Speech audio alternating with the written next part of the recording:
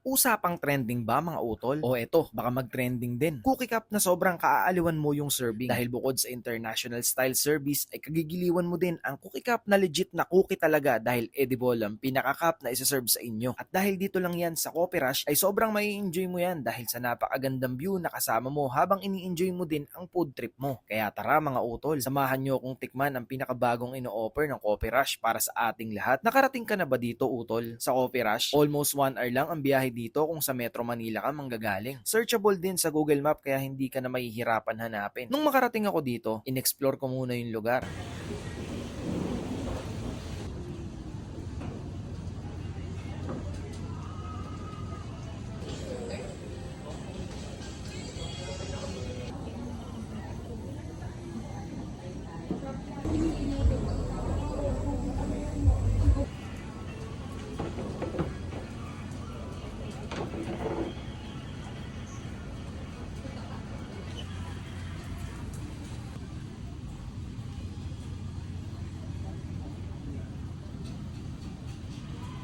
Kahit medyo maulan ay sobrang relaxing pa din. Nakasama ko dito sila Mami Kay, Daddy J, Mari Cakes at Pari Cakes. May konting meeting lang at dito na namin nilatag lahat. Inikot muna namin ang pastry area nila habang nag-iisip kami ng pwede naming ma-order.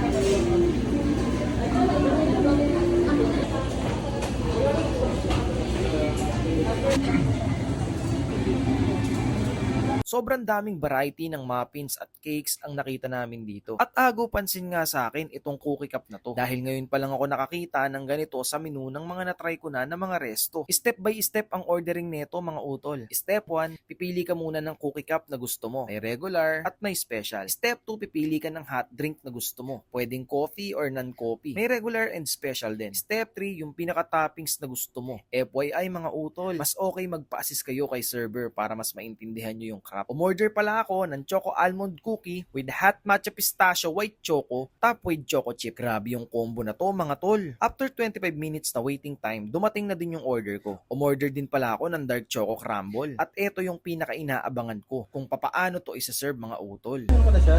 Sa kanya pala yun. In-order ko pa. Oh, matcha. Matcha ba yan?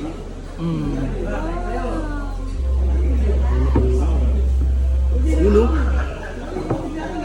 Solid.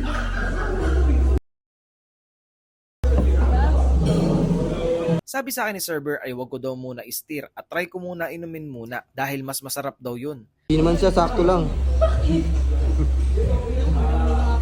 Sarap. Kaya nung sinubukan ko na, mga tol, ang galing. Pag natikman mo, dun mo mauunawaan na hindi lang basta gumawa ka ng sarili mong flavor. Lahat ng ingredients nagtutulong para pasayahin ka dito sa cookie cup na o-orderin mo. Kaya ano pa, tara, try nyo na din.